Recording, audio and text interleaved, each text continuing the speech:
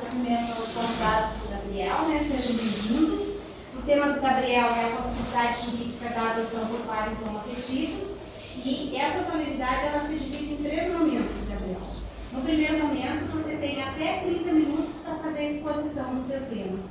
Ao final desse prazo, cada um dos convidados da banca tem até 10 minutos para se manifestar, fazer as arguições, né, a respeito do teu trabalho, a respeito do assunto que foi desenvolvido na pesquisa. Aí você vai ter para cada um deles também 10 minutos para promover as respostas. E no terceiro momento, aí a banca então vai convidar para você aguardar junto com os seus convidados lá fora e a banca vai deliberar. Tá? Então, a partir de agora, né, a palavra é tua e você está entre amigos, né, é um tema que você conhece, que você, uma pesquisa que você desenvolveu, né? Então não há por que se preocupar. A palavra é sua.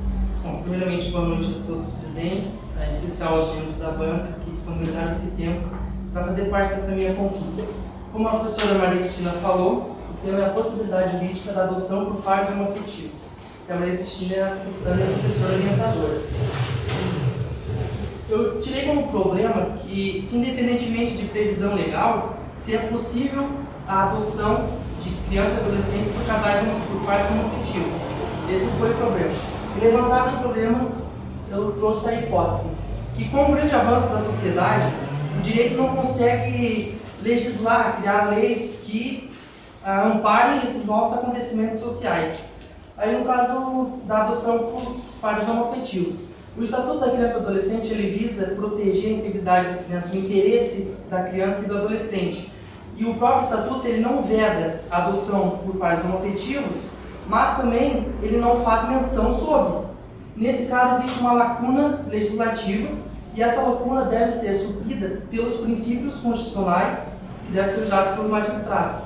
Os princípios constitucionais que eu levantei de início é o da isonomia. E se todos são iguais perante a lei, por que para os homossexuais tem que haver uma restrição? Então foi esse o fundamento que eu trouxe para dar início. Se desenvolveu em 3 capítulos. O primeiro fala da adoção, o ato de amor, falaria do conceito da adoção, o histórico da adoção no Brasil e no mundo, nas épocas mais remotas. O capítulo 2 fala dos pares homoafetivos e o 3 da adoção por pares homoafetivos. Capítulo 1. A adoção ela representa dar à criança um novo lar, um direito a um convívio no seio familiar. E para o direito de família, a adoção ela é um ato jurídico do Instituto do Direito Civil Brasileiro, mais precisamente na área do direito de família. Essa adoção ela visa criar um vínculo fictício de pai e filho, ou de mãe e filho, entre o adotando e o adotado, e esse vínculo como se fosse um filho biológico. E esse vínculo ele se dá através da filiação adotiva. Muitos dizem que a questão da família não pode ser dada pela adoção, porque a família vem do sangue, vem da identitariedade. Mas no caso da adoção, a filiação adotiva, esse vínculo é suprido pela convivência daquela pessoa, da criança no ambiente familiar, do desenvolver dela no dia a dia, e ele vai criando esse vínculo de pai e filho. A questão da natureza jurídica é um ponto de bastante discussão nesse meio, porque o Salvo Benoist citou na obra dele que a linha francesa tradicional diz que a adoção é como se fosse um contrato, e deve ter a vontade de ambas as partes. Aí, o Spínola diz também que a natureza jurídica da adoção é como se fosse também um contrato, tal qual como é o direito, tipo o casamento, como se fosse o mesmo contrato. Aí o Antônio Chaves ele diz que a ideia de contrato não deve ser levada em consideração, porque o contrato é mais de cunho econômico, enquanto que a adoção é espiritual, é moral, vem do afeto, do coração. Então eles põem isso. Então, diante dessa mistura de contratos com instituição jurídica, que é o que conta o Antônio Chaves, pode-se dizer então que a adoção é um misto de contrato com a intervenção do Estado em instituição de ordem pública, que tem que ter não só a vontade das duas partes, mas nessa vontade há uma sentença judicial para essa problemática. Há escritos que demonstram a existência da adoção na antiguidade. Por exemplo, o Código de Hammurabi, de 2000 anos a.C., que que previa que se um alho, que era referente a capaz, adotasse uma criança e ensinasse os ofícios, essa criança não podia ser reclamada. Aí o Código de Manu, 1500 a.C., para esse código, era obrigação da mulher gerar um filho homem. No caso dessa, se ela não gerasse o filho homem em 8 anos, se ela não procriasse, não tivesse filhos em 8 anos, ela poderia ser substituída. Ou, se verificasse que o problema não era da mulher, mas podia ser a esterilidade do homem, ela era obrigada a manter relações com o irmão ou com os parentes mais próximos, a fim de criar um filho masculino. E se nascesse feminino, essa criança feminina teria que formar uma família futuramente, e o filho que surgisse dessa família teria que ser dado ao pai, como forma de adoção. Na civilização grega, a adoção era utilizada para perpetuar o culto doméstico, ou seja, dar continuidade à linha familiar. Porque para eles era uma desgraça se a família acabasse a qualquer momento. Então, para a família não acabar, aí era tirar a adoção, que eles poderiam adotar para suprir, para dar continuidade ao culto familiar. E a adoção ela está como no direito romano, onde ela ganhou uma sistemática mais jurídica, que aquela família que não possuía herdeiros poderia adotar uma pessoa como filho biológico. E o estudo da adoção era reservado somente aos homens, mas foi no Império de Justiniano que as mulheres elas começaram a ter o direito da adoção. Aí, segundo Chaves, na Idade Média, a adoção ela quase caiu em desuso. Por quê? Porque naquela época era comum aquele casal que não tinha crianças de concederem parte do que produziam, por exemplo, para o senhor feudal ou para a igreja. Aí, com a adoção, várias pessoas começaram a adquirir crianças e formar uma família mais elevada, então começou a reprimir um pouco essa doação dos bens. Aí eles queriam proibir o título da adoção nessa época. Mas no início do século XIX, a adoção voltou regulamentado no Código de Napoleão. O Código Civil de 2003, a adoção era priorizada usava somente o interesse de quem queria adotar. Naquela época, nesse código, a idade mínima para adotar era de 50 anos. E apenas maior de 50 de adotar, e o filho biológico, se por acaso fosse concebido durante esse período, o adotado não tinha direito à herança ou sucessórios. Tá? Então, a idade de 50 anos é porque acreditava-se que nessa idade não possuía mais ter filhos. A primeira alteração, por no estudo da adoção, foi realizada pela Lei 3.636 de 57. Essa lei ela diz que possibilitou a idade de 50, passou para 30 anos. Estabeleceu que entre o adotante e o adotado deveria haver uma idade diferente de 16 anos entre os dois. E os casais também estabeleceu que os casais, até 5 anos após a união, eles poderiam adotar. Aí até quem teria filho poderia adotar também, só que o biológico não teria direitos sucessórios e nem herança. Aí com a promulgação da Constituição de 88, aí foi expressado no parágrafo 6º do artigo 227 que os adotados teriam o mesmo direitos como os filhos biológicos. Aí surgiu o Código de Menores, que estabeleceu 2 modalidades de adoção, que seria a adoção simples, que era destinada ao menor em situação irregular, podemos dizer assim, e a plena, que dava ao adotado a situação de filho, rompendo qualquer vínculo com a família biológica. E hoje é adotar isso, porque para a criança ser disponibilizada para adoção, tem que primeiro ter um processo judicial para desvincular essa criança da família biológica. E a regulação do Código de Menores deu para o surgimento do Estatuto da Criança e do Adolescente. O ECA surgiu para priorizar mais o interesse da criança, que até então não era muito valorizado. Aí a adoção simples e a plena deixaram de existir com o surgimento do ECA, e passou a estabelecer que a adoção fosse regulamentada pelo Estatuto. E ele prevê então apenas uma forma de adoção que era semelhante à antiga adoção plena. Aí surgiu o Código Civil de 2002, que entrou em vigor no dia 11 de janeiro de 2003. Nesse código, a adoção era prevista apenas como uma norma complementar. Aí a nova lei da adoção surgiu, e todos os artigos referentes à adoção no Código Civil de 2002 foram quase todos revogados pela nova lei de adoção, restando então somente a lei, o artigo 1618 e 1619, que trata não especificamente da adoção, é como se fosse um serviço de embasamento jurídico. Aí a nova lei da adoção surgiu para promover a celeridade processual no caso da adoção de crianças e adolescentes, e também começou a prever que a criança e adolescente não poderia permanecer mais de 2 anos no abrigo.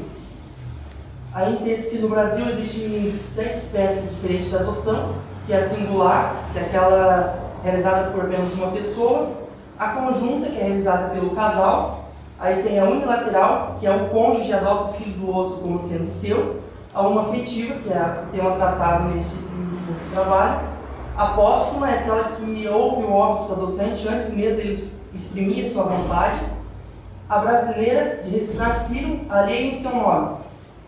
No direito penal, isso é considerado como crime, mas não é punível pelo fato de ter esse vínculo com a criança da adoção. E a adoção internacional é aquela realizada por casal residente ou domiciliado fora do Brasil. Aí o capítulo 2 trata dos pares homoafetivos. Homossexual. A palavra homossexual é a junção do prefixo grego homos, que significa o mesmo ou semelhante com o termo latim sexo, que é pertencente. Então surgiu várias teorias a fim de se descobrir qual a origem da homossexualidade. Aí surgiu primeiro a medicina. Ela disse que poderia existir 2 diferenças entre o sistema nervoso central do homossexual com o do heterossexual, bem como a quantidade de hormônios poderia também interferir na questão afetiva, homossexual, mas não existem pesquisas concluídas a esse respeito. Aí para a genética, o geneticista Jan Hammer, ele teria descoberto genes em determinada região do corpo humano e ele deu a esses genes o nome de Galen. E esses genes então seria responsável pela pessoa se tornar homossexual. Para a psicologia, Dário Benz, da Escola da Universidade de Cornell dos Estados Unidos, ele realizou pesquisas referentes à formação daquela criança no âmbito familiar, no âmbito social também, como era o comportamento daquela criança, as brincadeiras que elas gostavam, a companhia que ela andava, o modo que ela se comportava. E ele chegou então à conclusão de que o desenvolvimento do homossexual pode se dar desde da criança. E ele deu um exemplo do pai ausente. Quando o pai é muito ausente do lar, ou a mãe é muito ausente do lar, aquela criança tende a se apegar mais à outra parte ali presente, a admirar aquela pessoa e tentar se comportar tal como é. Aí pode desenvolver a homossexualidade. E ele disse que tanto o sexo masculino como o feminino tem a mesma probabilidade de se desenvolver homossexual na infância. Na civilização grega, a homossexualidade era vista como a admiração do belo. Era admirado o corpo, o intelectual, o comportamento diferenciado da pessoa. E na Grécia Antiga houve muita manifestação da homossexualidade, presente nas Olimpíadas, por exemplo, que os homens eles competiam nus, os atletas, e era vedada a entrada de mulheres. Nos teatros, os papéis femininos eram desenvolvidos pela pessoa masculina, caracterizados, e também na chamada pederastia. O que era a pederastia? A pederastia é quando uma pessoa já desenvolvida, um adulto, pegava um jovem para ensinar os ofícios de adulto, política, a guerra, marcenaria. Aí, dessa relação de pederastia, poderia ter a relação afetiva, só que o jovem teria que fazer a parte passiva, ou seja, o papel da mulher. E esse encerrava com a puberdade. Mas mesmo fazendo o papel feminino, esse jovem acabava se desenvolvendo de forma ativa. Na civilização romana, a homossexualidade não era repudiada, mas existia restrição no caso da sua passividade. Ou seja, a passividade era vista mais para os escravos. Aí, como começou a relação do jovem com o homossexual, ele teria isso como uma ótima visão da sua masculinidade. E na sociedade romana foram criadas leis e penalidades severas a fim de punir a prática homossexual passiva. Por quê?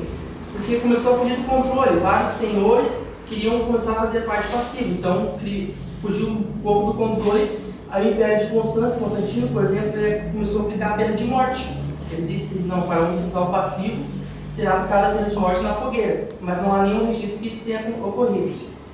A homossexualidade ela já foi vista como pecado, como doença, como crime. Na Idade Média teve a manifestação da igreja nos mosteiros e nos acampamentos militares que a homossexualidade começou, os homossexuais foram mais perseguidos.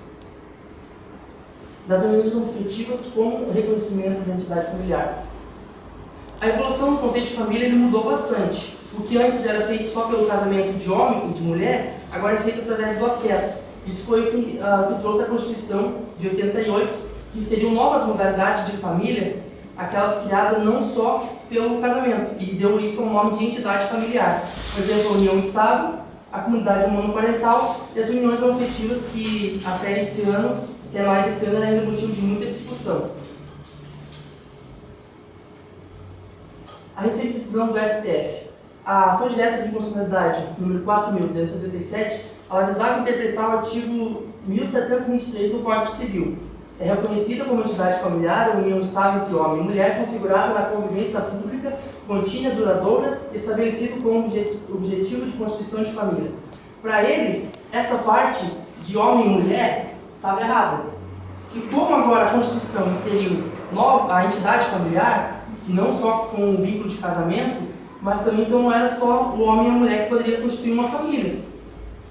Aí, a edição de descobrimento de preceito fundamental número 132, ele foi movido pelo governador do estado do Rio de Janeiro, Sérgio Cabral, nesse mesmo modo, visando interpretar em anexo à Constituição esse artigo. Mas no caso da DPF, era mais para a questão dos trabalhadores públicos. Aí então a decisão foi proferida com base nos preceitos fundamentais, no princípio da igualdade, da isonomia, né, e da dignidade da pessoa humana. Aí então foi levantado durante a sessão solene que houve aí uma omissão da legislação brasileira com relação às uniões, frente às uniões homoafetivas. Por quê? Porque a homossexualidade vem de anos atrás. Então não tem como não saber que existe a homossexualidade, que existe a união homossexual na sociedade presente. Então, o Aires Brito, ele disse que a família é a base da sociedade do Estado, que diz a Constituição Federal, e não o casamento, mas sim a família em si. Então, não importa como ela é formada, mas sendo família é a base que merece proteção do Estado. E o ministro Ricardo Lewandowski, ele disse que é uma nova modalidade de família, então merece um cuidado jurídico também. E o Congresso Nacional, então, segundo César Peluso, ele disse que não se exime de começar a legislar sobre essas questões homossexuais. E essa decisão teve um caráter vinculante, ou seja, vinculou a todos os tribunais inferiores, haja vista que há casos de homossexuais que tentaram se unir, mas não foi reconhecido em primeira instância, aí tiveram que recorrer. Aí tem o efeito carga homens que deve atingir a todos.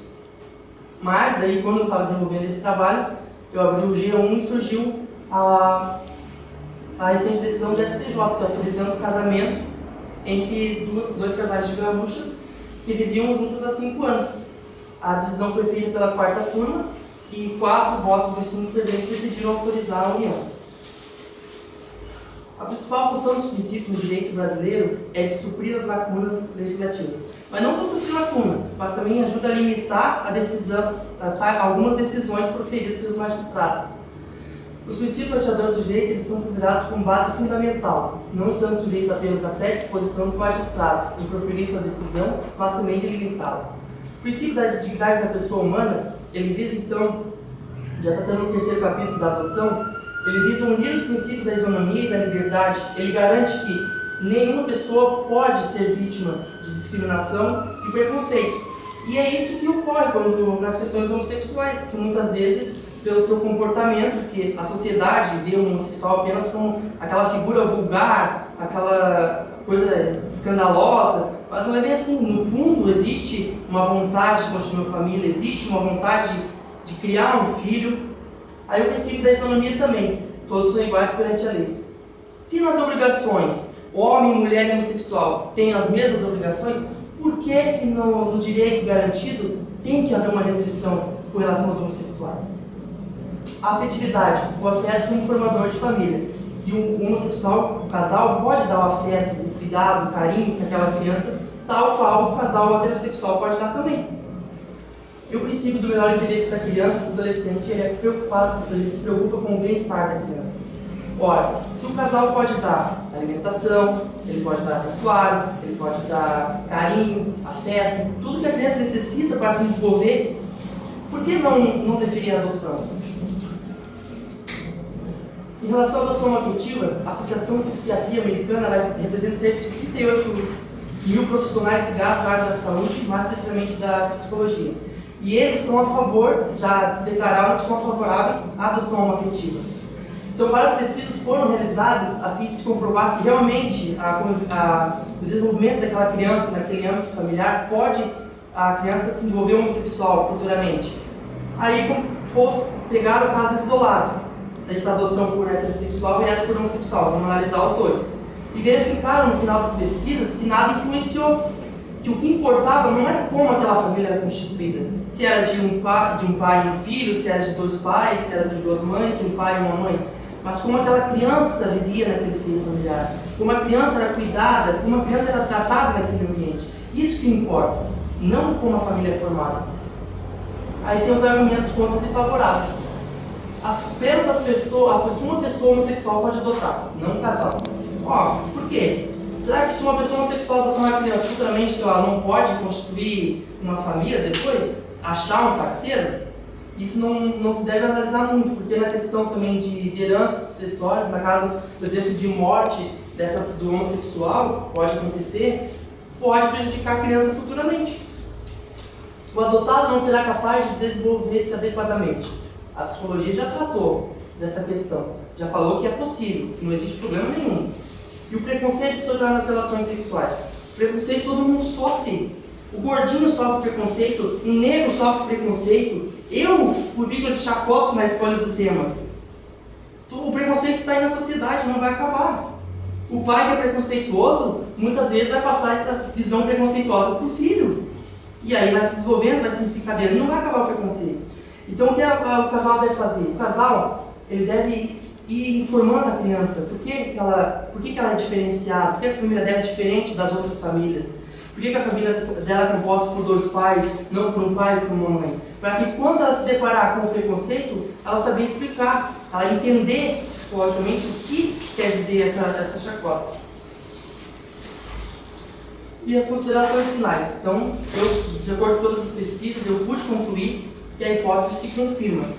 Não só é possível a adoção, como já existem casos no Brasil de adoções deferidas, só que na maioria das vezes o Ministério Público acaba recorrendo com o argumento de que a criança pode se desenvolver com problemas.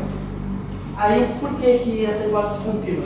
Porque, como eu já havia dito, a nova lei de adoção, o Código Civil, o Código de Menores, o Estatuto da Criança e do Adolescente não veda a adoção por homossexuais.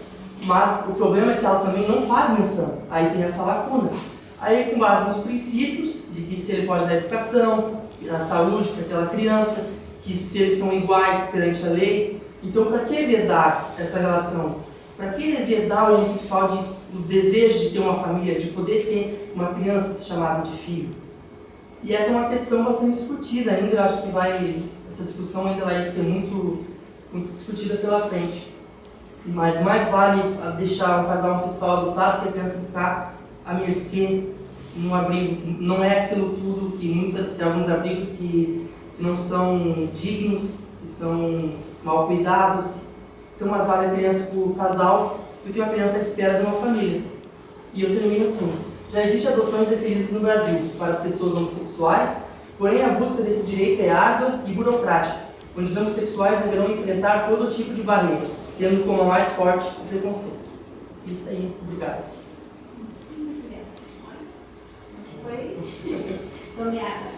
Então agora nós passamos para o segundo momento, né, que são as ponderações, né, as arguições dos convidados da banca. Então, a professora Janaína falava assim. Boa noite, professora Gabriel, os convidados, todos. Bom, esse tema é muito interessante, eu gostei muito do trabalho, dá para ver que você gosta realmente do tema, espero que o direito de família como um todo, pesquisou bastante. Achei muito interessante, principalmente o segundo capítulo, porque eu não tinha pesquisado sobre a origem e a parte histórica realmente da homossexualidade, achei bem interessante. Quanto à adoção em si, realmente é um passo além, né? Mais um no direito de família, que a gente espera que a legislação acompanhe, assim como em vários outros pontos, buscando, né, principalmente pela dignidade da pessoa humana, atender os casais homossexuais, e que a gente vê que, assim, principalmente depois do conhecimento da entidade homossexual, da entidade do casal homossexual como família, da entidade familiar que realmente existe, pelo STF, mas anteriormente já era reconhecido por alguns tribunais. Então, a adoção também passou a ser reconhecida com mais frequência. E o tema vem sendo discutido da mesma forma, com mais frequência, assim como há mais pedidos nesse sentido. Só que ainda há muito preconceito, como você colocou, e o que acontece é que a maioria, até eu vi há muito tempo atrás, que a maioria dos homossexuais ainda buscam na forma singular, adoção na forma singular, porque para evitar problema e preconceito e burocracia, enfim, então acaba buscando a forma singular por entender que vai conseguir mais fácil. Então, o que a gente espera é que seja, né, a legislação de uma forma mais séria e os avanços do direito de família. A única pergunta que eu tenho a fazer é: o que te levou a fazer esse trabalho, esse tema? Você espera trabalhar com direito de família futuramente? Desde quando eu entrei na faculdade, eu digo que sou apaixonado pelo direito de família. Tem muitos que dizem, você é louco, não sei o quê. Mas é uma área gostosa de trabalhar. Eu gosto dessa relação de família, enfim. E eu escolhi esse tema porque meu pai me ensinou sempre que devemos respeitar os outros, independente de conceito, da classe social. Então eu resolvi associar, e eu tenho amigos homossexuais, não tenho vergonha de dizer, e eu resolvi então associar que eu não gosto de preconceito, eu repudio preconceito, eu acho isso um absurdo, e eu resolvi juntar esse tema que eu gosto, que é da família, a adoção, com as relações sociais mais presentes, que é o preconceito, que é muito discutido. Então eu resolvi falar um pouco sobre esses dois assuntos. Falar a minha indignação sobre o preconceito e falar sobre a adoção, que é um tema que eu gosto de ler, então a pesquisa era mais gostosa, era melhor de fazer, mais segura. A paixão continue pelo direito de família, na sua vida profissional, jurídica, para frente. Parabéns pelo trabalho. Só sugiro uma revisãozinha geral do modo de digitação, mas no mais está ótimo, parabéns. Obrigado. Obrigada, vamos lá. Professora Janaína. Professora Camila. Boa noite. Gabriel, demais amigos presentes. Você sabe o quanto eu gosto de você, o quanto eu te adoro. Esse ano que a gente passou junto foi muito bom. Tenho um carinho enorme pela turma de vocês. Você sempre ali pertinho de mim, na primeira carteira. Então, fico muito feliz de estar na sua banca. O teu trabalho é muito bom, exatamente. Demonstra exatamente sua paixão pelo tema. O que a gente viu no semestre passado, colocou bastante ali, eu estava enfatizando no primeiro capítulo, porque o que tu quer colocar é o direito dos pais homoafetivos, mas tu traz também o direito da criança, que é o que prevalece no último momento, o bem-estar da criança, o que vai ser o melhor para ela. Tu trouxe também, muito bom. Não vou ter perguntas para te fazer. Supriu porque o que acontece no meu trabalho? Durante o desenvolver dele, foram surgindo as novas colocações, os precedentes foram abertos e a legislação está vindo acompanhando. Então, é uma consequência que a legislação vai ter que acabar se consagrando, vamos colocar assim, abrindo e se consagrando, porque as outras questões que tu acabou colocando aqui também não existiam legislações e agora, durante esse ano, a gente teve bastante inovações em relação a isso. Então, são precedentes que foram abertos e com certeza vão haver ainda muitas discussões com relação a isso, mas vai ser classificado. Mais uma vez, parabéns. Desejo toda a felicidade do mundo para ti, né? E não pare com os estudos, né? Continuar sempre, que é muito importante. Obrigada, professora Camila, professora Janaína, mas isso não era combinado. Era para elaborar uma lista de pelo menos 30 perguntas. Pois é. Tá? Veja bem, né? Aí não pode ser desse jeito, mas nada, Gabriela. Na verdade, assim, desde que você escolheu o tema, você demonstrou, desde que a gente se conheceu lá no 7º semestre, você sempre comentou que você gostava muito do direito de família, né? Eu atuo no direito de família, desde que eu me formei, e eu espero, sinceramente, Gabriela, que você continue com essa paixão. E para atuar no direito de família, tu tem que ter paixão, porque senão